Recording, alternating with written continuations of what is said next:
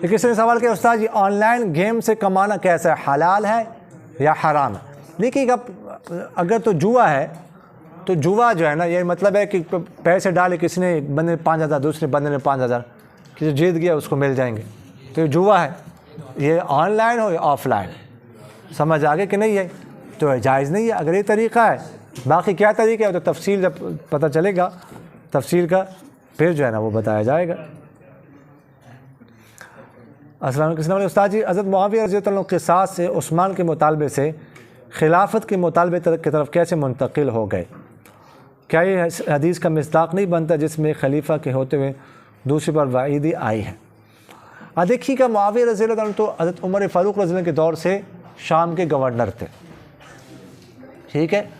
پھر اس کے بعد معاویہ رضی اللہ عنہ جب معاویہ رضی اللہ عنہ کا تعلق بھی بنو امیہ سے تھا، عثمان رضی اللہ عنہ کا تعلق بھی بنو امیہ سے تھا، تو سارے کزن تھے نا، دونوں کزن تھے۔ عثمان رضی اللہ عنہ کو جب شہید کیا گیا تو اس کے بعد حضرت علی رضی اللہ عنہ خلیفہ بنے، تو معاویہ رضی اللہ عنہ نے یہ مطالبہ کیا کہ آپ عثمان قاتلین عثمان سے بدلہ لیں،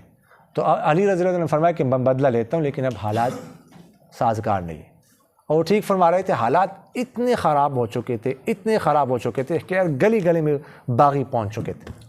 تو اب بدلہ لینے کا مطلب کیا ہے؟ اتنی کثیر تعداد میں لوگوں سے بدلہ لیں گے تو کیا ہے؟ بغاوت پھر ہوگی نا، تو انہوں نے کہا میں حالات ٹھیک ہو جائے، انہوں نے کہا یہ بدلہ لیں آپ، تو اس میں جو ہے نا وہ بہرحال جنگ صفین ہوئی، اور اس کے بعد خیر وہ تو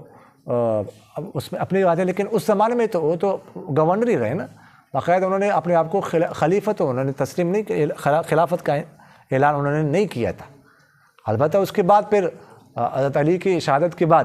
حضرت حسن رضی اللہ تعالیٰ عنہ وہ خلیفہ بنتے، 6 ماہ ان کی خلافت۔ اچھا یہ ذہن میں رکھیے گا کہ آپ صلی اللہ علیہ وسلم نے فرمایا تھا کہ میرے بعد 30 سال تک نبوت جو ہوگی وہ جو حکومت ہوگی، خلافت ہوگی، وہ نبوت کے طریقے پر ہوگی، یہ فرمایا تھا 30 سال،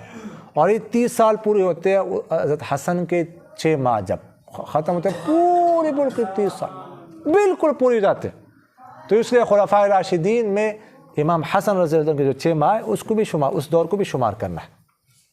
پھر اس کے بعد پھر آپ صلی اللہ علیہ وسلم نے خود فرمایا تھا، یہ تقریباً یہ حدیث متواتر ہے کہ 30 سال تک نبوت کے طریقے پر حکومت ہوگی، اس کے بعد ملکن عزوزہ کاٹنے والی حکومت ہوگی، یہ حدیث میں ہے، یہ حدیث تقریباً متواتر، ٹھیک ہے۔ تو پھر تو مطلب کہنے کا یہ کہ معاویہ رضی اللہ عنہ نے حضرت علی کے دور میں تو خلافت کا اعلان نہیں کیا تھا، البتہ امام حسن بنے تو اس کے بعد پھر حضرت معاویہ نے بھی ایک بہت بڑا لشکر تیار کیا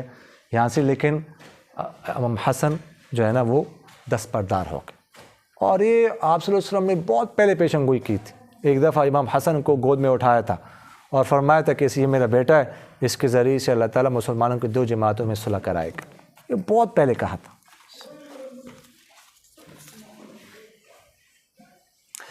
یہ فرماتے ہیں حضرت عبد الرحمن بن عوف رضی اللہ عنہ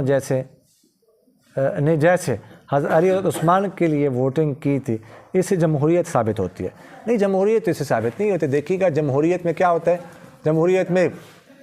ہر کس و ناکس کو کچھ میں اہلیت ہے یا نہیں ہے، بس ووٹ پڑے اور اس کو بٹھا دیا کرسی پر۔ بھائی تو ایسا نہیں ہے، یہاں پہ دونوں کے اندر اہلیت تھی، اور یہ دونوں رکن تھے حضرت عمر کی شورا کے، اہلیت دونوں کے اندر تھی، اب دونوں اہلیت رکھتے تھے، تو یہ ایسی تو نہیں ہے۔ جمہوریت میں تو ہر کوئی، اکثر جمہوریت میں کیا ہوتا ہے، جس کے اندر اہلیت نہیں ہوتی، جس کے بعد علم نہیں ہوتا، اس کو بٹھا دیتے ہیں، جس کو بٹھا دیے، لیکن اس میں تو ایسا نہیں ہے، جس میں اندر اہلیت ہو اس کو بٹھایا جائے گا۔